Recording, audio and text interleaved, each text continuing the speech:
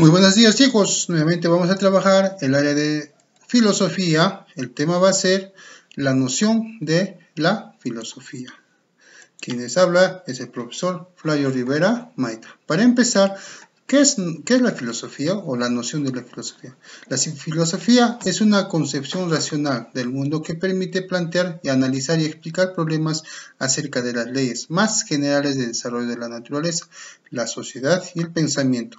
En cambio, podemos decir que las preguntas de la ciencia son de carácter particular debido a que se interroga el porqué de muchos fenómenos, como por ejemplo las características de la memoria, los principios de la conservación de la energía. Sin embargo, existen cuestiones que no coinciden en las preguntas de carácter científico, dado que su carácter de mayor generalidad acerca del aspecto como cuáles son las leyes de que rigen el cambio de todo lo existente. Es de esta manera que ingresamos al terreno de la filosofía, que plantean leyes de carácter general. La filosofía en el bachillerato tiene una misión esencialmente formativa, como instrumento para despertar la vida intelectual, cuyo fin propio es el conocimiento especulativo de la verdad. El saber es, ante todo, una actividad que se justifica por sí misma, es por el puro goce especulativo de la reforma. ¿Cuáles son los conceptos generales? Según Sócrates, dice que la filosofía es la búsqueda de la verdad. Según Platón, dice que la filosofía se pregunta el porqué de todo lo existente. Y según Aristóteles, dice que la ciencia que busca los primeros principios y causa de todo lo existente. Origen de la filosofía. La filosofía convencionalmente se establece que la filosofía surge en una colonia griega de Asia Menor y en la zona de Jonia, especialmente en la ciudad de Mileto. Y se considera como el primer filósofo de la historia a Tales de Mileto. ¿Quién fue Tales de Mileto? Fue un filósofo y científico griego que nació y murió en Mileto, polis griegas de las costas Jonia, hoy Turquía. Fue el iniciador de las escuelas filosóficas Milesia, a la que se pertenecieron también Anaximandro, su discípulo, y Anaximedes, discípulo del anterior. Actitudes humanas frente a la realidad.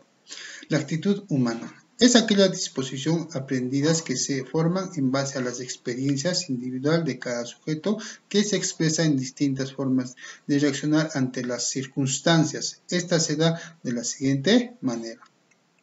Actitud pragmática es aquella actitud que valora a los diferentes objetos de la realidad de acuerdo a su uso y consumo. Ejemplo, conservar un lapicero mientras pinta. Cuando se acabe la tinta del lapicero se tira al tacho. Pragmática, ¿no?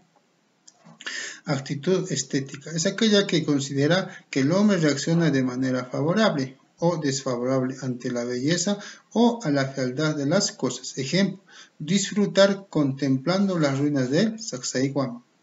Actitud religiosa es aquella en la que un individuo influido por sus creencias, fe, piensa que la naturaleza y el hombre obedecen a los mandatos divinos. Ejemplo, considerar que una enfermedad es un castigo divino. Actitud moral es la evaluación que el sujeto hace a las acciones de acuerdo a las normas y valores del grupo. Ejemplo, juzgar una acción como injusta. Actitud filosófica espontánea es aquella actitud que surge como una disposición natural en un sujeto que permite explicar los diferentes acontecimientos de su realidad social. Aquí no se necesita ser filósofo ni tener una formación académica como requisito previo para plantearse interrogantes.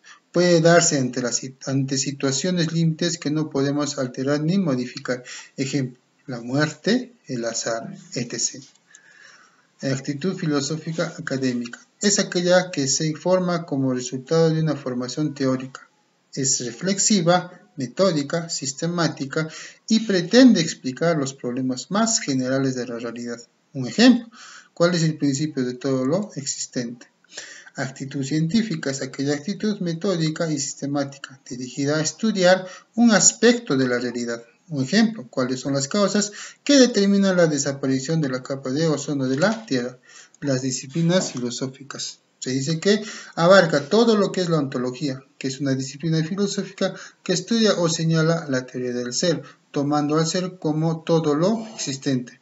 La etnología, disciplina que estudia el conocimiento en general y se plantea problemas respecto a su posibilidad, origen, esencia, forma y validez. Su objeto según se ocupa de las categorías filosóficas abstractas y generales sobre el ser, sobre la substancia, causa, efecto o fenómeno. La epistemología estudia la validez del conocimiento científico, sometiendo a la ciencia a un estudio riguroso de su método y estructura lógica. Ejemplos de epistemología. Hay tres ejemplos, condiciones principales de epistemología: la verdad, creencia y justificación. Además, la verdad debe originarse en fuentes confiables y basarse en la fidelidad del estándar. Por ejemplo, una mentira no puede ser verdad porque no es objetiva y falsa. Ética.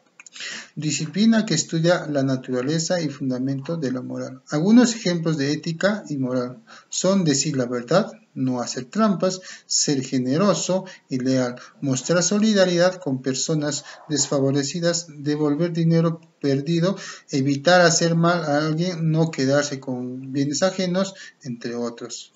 O sea, todos debemos ser éticos. Las disciplinas filosóficas.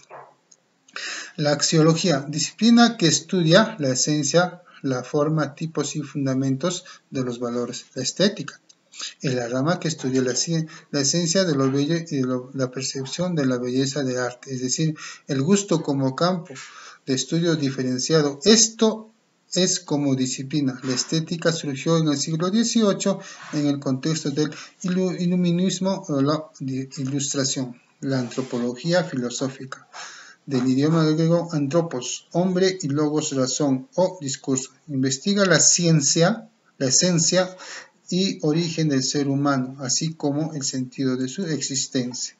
Los aportantes al tema.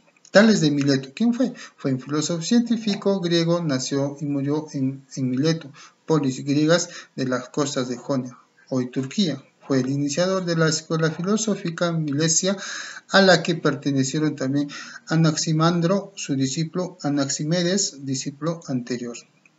¿Qué es el ilusionismo e ilustración? Se conoce al movimiento espiritual, intelectual y cultural de la segunda mitad del siglo XVIII, conocido como el siglo de las Luces. Asimismo, el iluminismo fue también el movimiento político potenciado por la Revolución Francesa.